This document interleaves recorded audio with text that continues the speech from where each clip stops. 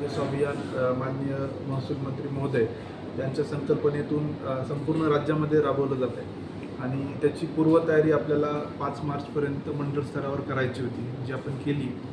आणि त्यानंतर 7 मार्चपासून 7 मार्चमध्ये म्हणजे मार्च महिन्यात 4, एप्रिलमध्ये 4 आणि मेमध्ये 3 नगरपालिका स्तरावर असे जवळजवळ आपण 12-15 जे कॅम्पेन्स आहेत किंवा हे शिबिर आहेत हे आपण घेणार आहोत.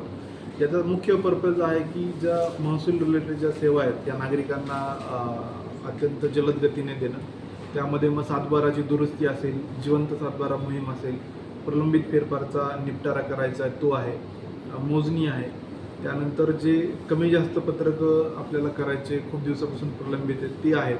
अशा अनेक त्यानंतर राज्य लोकसेवा हक्क अधिनियमाअंतर्गतल्या सेवा, अशा सर्व प्रकारच्या सेवा आपल्याला मंडळ स्तरावर जाऊन द्यायच्या आहेत.